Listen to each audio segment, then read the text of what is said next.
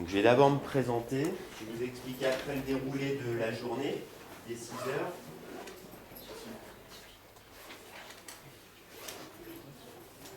Et puis après, on commence. Donc, bonjour tout le monde. Donc, moi, je m'appelle Étienne Cornu. Ici. Donc, je suis formateur. Pour moi, le mot formateur est important. Je suis formateur en préparation au concours administratif depuis une bonne quinzaine d'années. Donc, avant, je travaillais pour une entreprise privée qui est basée à Rouen, ici. On était spécialisé dans la préparation des concours État. Et en particulier, nos deux clients principaux, c'était les ministères de l'Agriculture et le ministère de l'Environnement, en charge. Intervention également pour d'autres ministères comme la Justice, la Culture, l'Intérieur et aussi pour la territoriale. Donc ça, c'était plus ponctuel.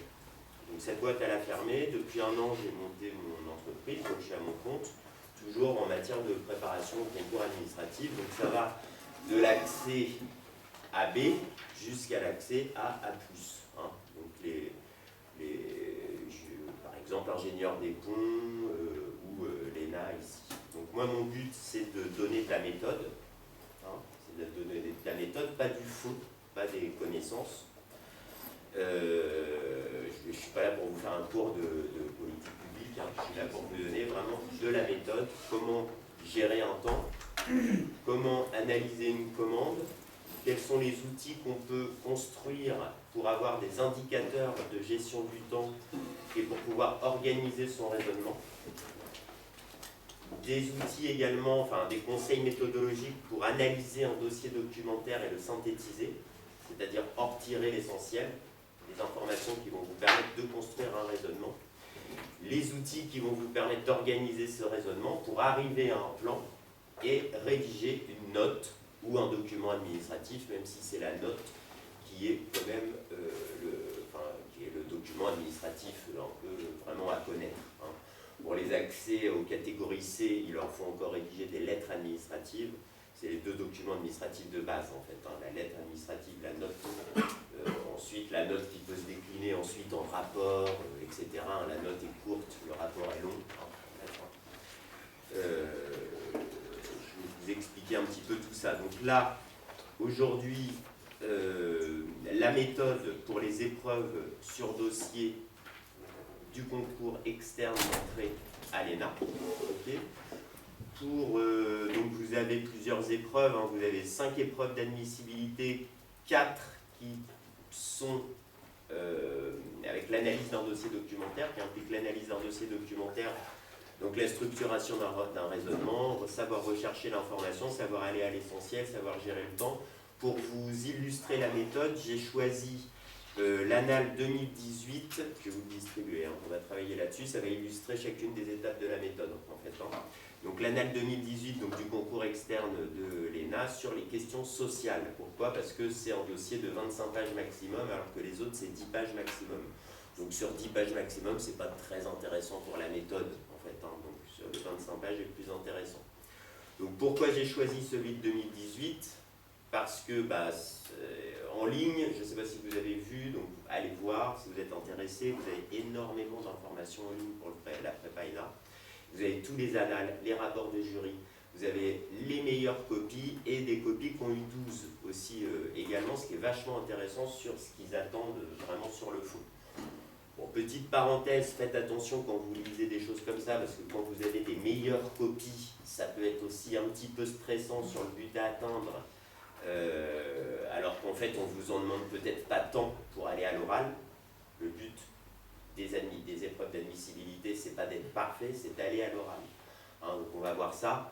On est dans, je vais préciser ça dans les attentes des membres des jurys. N'oubliez pas, quand vous passez des concours en général, que vous êtes dans une phase de recrutement, d'accord, qui doit vous permettre de démontrer des compétences professionnelles d'adaptation. D'accord ? C'est la compétence clé, bonjour, c'est la compétence clé d'un fonctionnaire, hein, savoir s'adapter aux réformes, savoir s'adapter aux changements, savoir s'adapter aux équipes, savoir s'adapter aux partenaires, savoir s'adapter aux ministres quand on est force de proposition, c'est quoi un ministre, savoir s'adapter à un préfet sur un territoire, c'est quoi un préfet quand on est force de proposition, comment on s'adapte à un préfet sur le fond, sur la forme, comment on s'adapte à un ministre sur le fond, sur la forme. C'est donc la capacité d'adaptation qui est vraiment évaluée.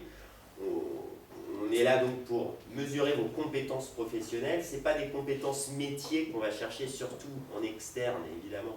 Vous sortez de l'école, donc vous êtes susceptible de ne pas avoir beaucoup d'expérience professionnelle. Ce qu'on va chercher, c'est vraiment vos savoirs, mais pas au travers d'un contrôle de connaissances comme des questions de cours, sauf pour la disserte, bon, évidemment, il vaut mieux avoir des connaissances sur le thème. Les connaissances, elles vont vous servir dans les épreuves sur dossier, surtout à analyser rapidement l'information.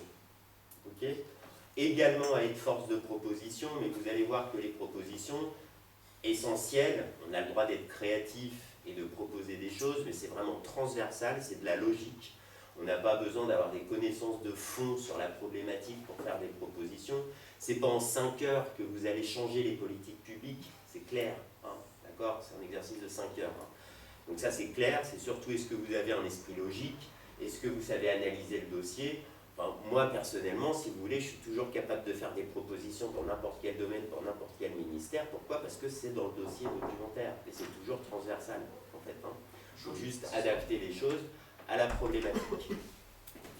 D'accord, ça va? Donc ça c'est la présentation générale. Je descends un petit peu, donc on va voir la méthode que je vous propose pour gérer le temps. Analyser une commande, analyser un dossier, organiser votre raisonnement qui est rédigé. D'accord, ça c'est les grandes étapes de l'exercice épreuve sur dossier documentaire. Ces conseils-là, ils vont vous servir pour n'importe quelle épreuve sur dossier documentaire de n'importe quel concours administratif. Ce n'est pas que pour l'ENA. Hein. Cette méthode, elle est vraiment elle est générale. C'est une méthode que j'utilise, que je vends hein, personnellement. Moi, j'ai mon entreprise. Hein. Que je vends donc aux administrations et que j'adapte à chaque fois pour chaque concours. Donc là, moi, ce soir, je vous envoie un support méthodologique par mail. D'accord ? J'ai décidé de ne pas vous le donner au préalable pour que vous écoutiez bien ce que je vous dis. Okay ? Mais je vous le communique ensuite hein, sous forme de PDF. Ce support méthodologique, il n'est pas axé sur l'ENA. D'accord? Donc aujourd'hui, j'adapte les conseils vraiment pour l'ENA.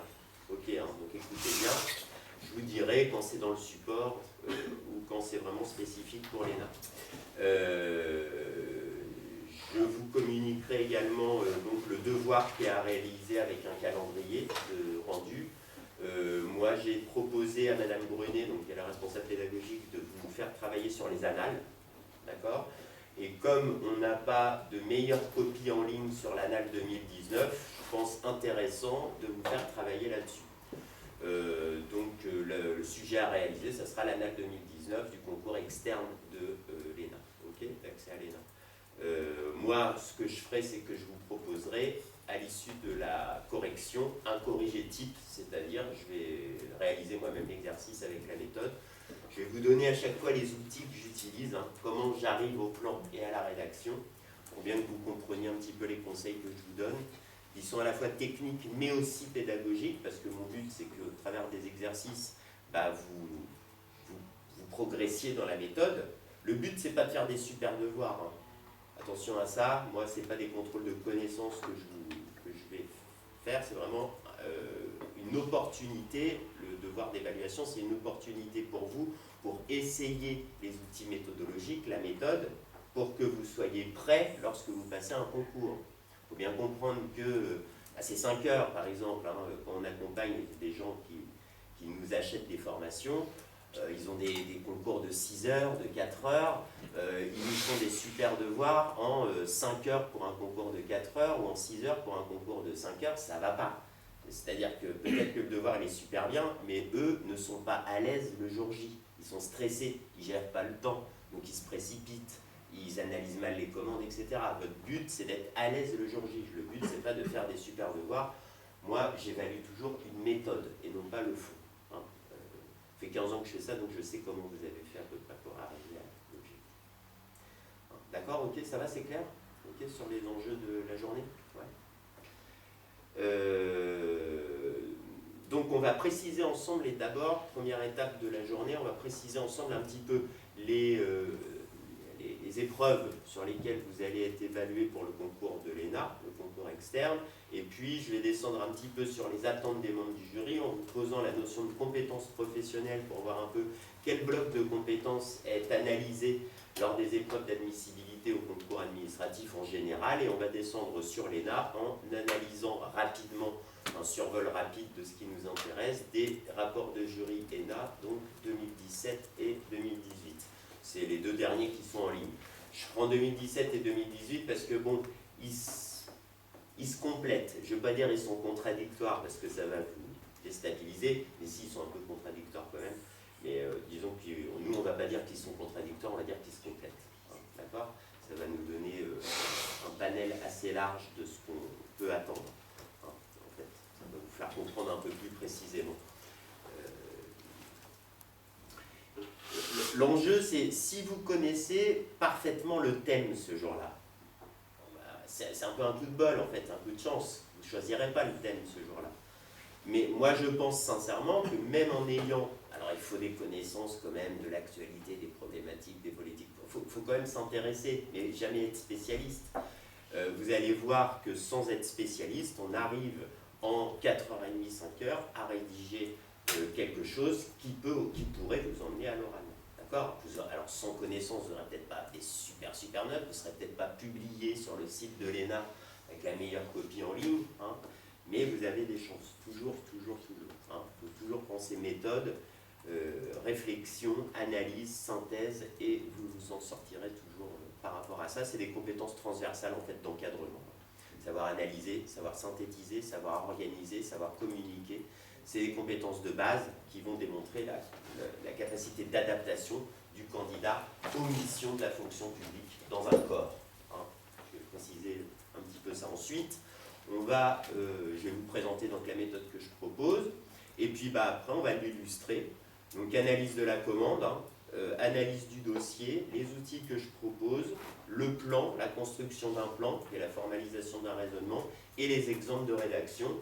Je vous ai ramené 3 exemples de rédaction, la copie qui a eu 12 sur le sujet, la copie qui a eu 17,5. On verra un peu les différences entre nous, hein, on essaiera d'analyser ça ensemble. Et puis mon exemple de rédaction, c'est-à-dire ce à quoi moi je suis arrivé en 4h30. D'accord ? Qui est, je pense, un peu plus rassurant. Voilà. Ok, est-ce que vous avez des questions sur tout ça ? Bonjour. Je vous en prie. Sur les horaires, donc 9h midi, 13h30, 16h30 à peu près, ça va, c'est pour tout le monde. On fait une pause à peu près au bout d'une heure et demie. Hein, okay. Donc une pause ce matin, une pause cet après-midi. Alors, les attentes, premier point, les attentes des membres du jury au concours administratif en général, et je descends ensuite sur l'ENA. Donc, concours administratif, donc c'est le droit de la fonction publique, hein, c'est le mode de recrutement de droit commun dans la fonction publique. Okay. Dans le privé, vous envoyez un CV, vous envoyez une lettre de motivation. Sur cette base-là, on vous convoque ou pas un entretien professionnel, ça peut prendre diverses formes en fait. Hein. Il peut y avoir plusieurs entretiens avec plusieurs personnes, etc. Ça peut être des jeux de rôle, etc. Bon, au concours administratif, il y a, le recrutement dans la fonction publique est encadré par un principe essentiel qu'il faut toujours avoir en tête quand on prépare des concours, parce que c'est le jeu auquel vous allez jouer avec les jurys.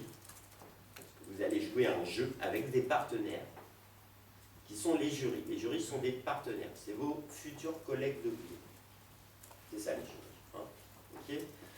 Les collègues de boulot ou mes futurs supérieurs hiérarchiques, je suis là pour les aider. D'accord ? Donc ça c'est vraiment essentiel toujours. Le concours, pourquoi le concours ? Parce que le recrutement dans la fonction publique est encadré par un principe essentiel qui est inscrit dans la Déclaration des droits de l'homme et du citoyen, c'est à l'article 6, c'est l'égalité d'accès à l'emploi public. Égalité d'accès à l'emploi public. Donc il y a des exceptions pour l'accès à la catégorie C où on peut faire des recrutements sans concours, Mais à partir de la catégorie B, pour les 3 fonctions publiques, c'est un principe, il n'y a pas d'exception. On met en place un concours administratif pour garantir cette égalité d'accès. D'accord? Donc, le truc type, si vous voulez, l'organisation type, c'est d'abord une épreuve d'admissibilité écrite, par définition anonyme, et c'est ce qu'on va appeler l'épreuve sur dossier documentaire. Alors, en externe, on a des exceptions avec les IRA, par exemple, qui sont quand même vachement sur les connaissances, avec de la disserte et les questions à réponse courte, ça on verra ça mardi. Sinon, c'est les épreuves sur dossier documentaire. Qu'est-ce que c'est? C'est la rédaction d'une note, de proposition, ça peut être des cas pratiques. On vous pose une commande, on vous met dans situation professionnelle. Les épreuves de concours ont vachement évolué là-dessus. Avant, c'était quand même vachement plus scolaire. Aujourd'hui, on est plus sur le côté professionnel. Je vais faire la différence entre les deux postures. Ensuite, ça fait partie des attentes des membres des jurys. On vous met en situation professionnelle, on vous passe une commande. Donc votre chef vous demande de lui rédiger une note, c'est l'exercice type. Cette commande, ce sujet peut être plus ou moins précis, détaillé, vous donnez la structure vraiment de la rédaction ensuite ou pas, ça faudra s'adapter un petit peu au sujet ce jour-là. Et vous donne un dossier documentaire qui vous donne toutes les informations de fond qui vont vous permettre de répondre à la commande. Donc, de cette manière-là, cet exercice permet vraiment de garantir, si vous voulez, l'égalité d'accès. Tout le monde a le même temps, tout le monde a la même commande, le même sujet, tout le monde a les mêmes informations pour structurer son raisonnement et répondre à cette commande. Les correcteurs vont être conditionnés également par cette égalité d'accès. Donc ils vont avoir un guide de correction, donc ça c'est bon pour tous les concours. Ils vont avoir, c'est même super important si vous voulez pour eux. Il y a, dans un concours, vous avez une rupture d'égalité, le concours est annulé. Moi je vois ça tous les ans. Tous les ans.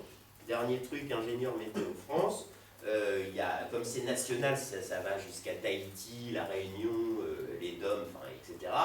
Ils sont tous en même temps. À La Réunion, la dernière fois, ils ont eu 5 minutes de moins. C'est-à-dire que le surveillant leur a donné 5 minutes de moins. Ils ont fait un recours. Le concours national a été annulé partout. Ils ont refait une épreuve. Il y a une rupture d'égalité. C'est vraiment un point vraiment juridique essentiel dans le droit du recrutement dans la fonction publique. Donc les correcteurs, ils ont une grille de correction qui est identique pour tous les correcteurs et qui est basée sur la commande et les informations essentielles du dossier documentaire. Donc ça, je pourrais vous apporter un peu plus de précision au cours, sans doute en fin de journée, parce que moi j'ai des clients d'établissements publics en particulier, je ne vais pas préciser lesquels ici, pour lesquels je réalise des sujets de concours, avec tous les outils que je donne ensuite aux correcteurs pour qu'ils puissent garantir cette égalité d'accès et qu'ils puissent corriger les candidats donc en respectant cette égalité d'accès. Donc je vous expliquerai ça un peu plus précisément. Et ça, c'est vraiment fondamental de comprendre ça. D'accord ? Comment vous pouvez construire des outils et rédiger un document en pensant à cette stratégie, parce que c'est une stratégie.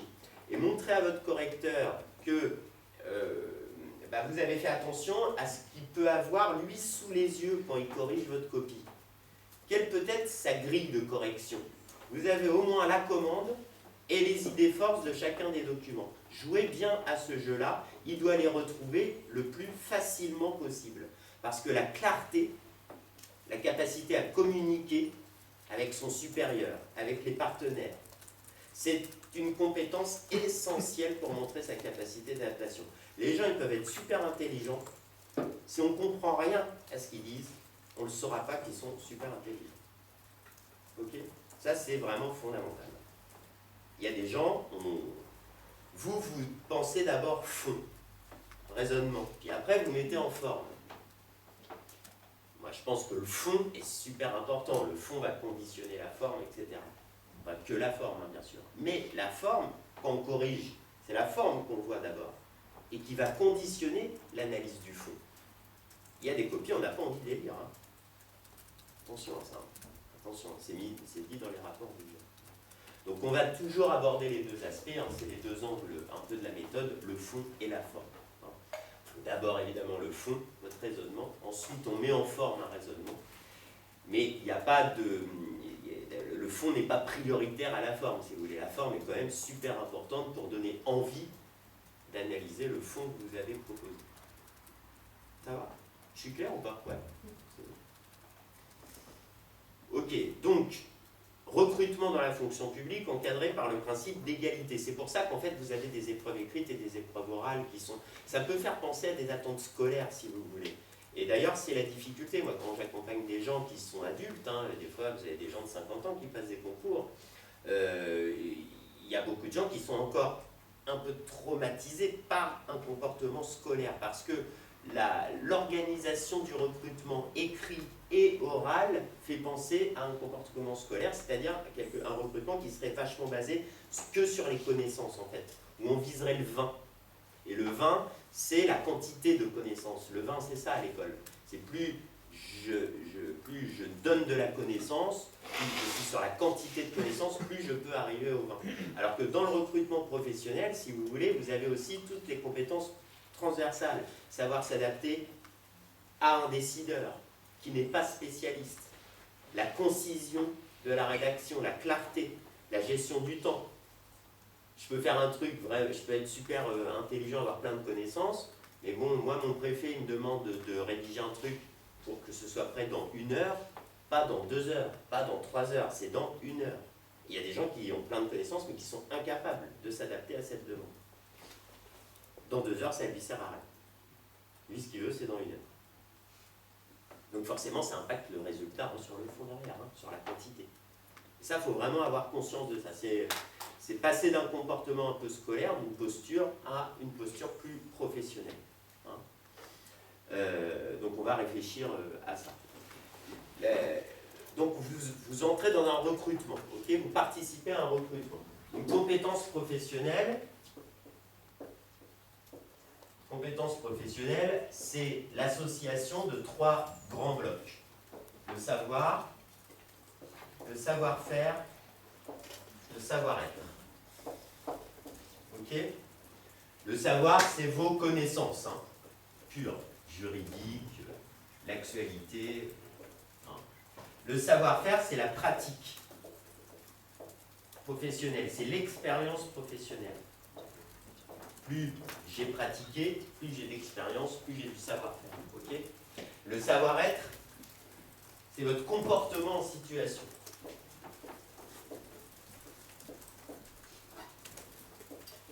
Gestion du stress, est-ce que vous réfléchissez avant d'agir? Vous êtes plus dans l'analyse, vous êtes plus dans la synthèse? Est-ce que vous savez vous exprimer clairement? Est-ce que vous êtes bienveillant avec vos équipes, avec vos partenaires? Est-ce que vous êtes plus dans l'empathie? Est-ce que vous savez vous adapter à l'autre, à celui auquel vous allez vous adresser? C'est le savoir-être. Concours administratif, externe, bien sûr, connaissance. Parce que vous n'avez pas le savoir-faire. Mais comme on n'est jamais, si vous voulez, à part quelques exceptions, comme inspecteur du permis de conduire, bon, il y a quand même des filières métiers hein, dans la fonction publique. Et ce sont des exceptions. La plupart du temps, surtout vous avec vos formations, vous allez postuler sur des corps en fait, des corps, des grades. Vous ne postulez pas sur un emploi précis. Quand vous passez le concours d'attaché, que ce soit à l'État ou territorial, vous postulez pour un corps.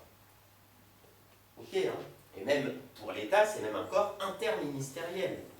Donc c'est vraiment super, super large. Derrière, vous allez choisir des ministères et vous allez ensuite, à la fin, définir un projet professionnel. Mais même quand vous postulez pour un ministère, vous ne postulez pas pour un métier précis. C'est ensuite qu'on vous nomme sur les métiers. Et à l'État, vous ne choisirez même pas, on vous nommera. Vous aurez une obligation de mobilité, généralement là où personne ne veut aller, hein, pendant 3 ans, et puis après, vous pourrez évoluer. À Rouen, il y a pas mal de postes.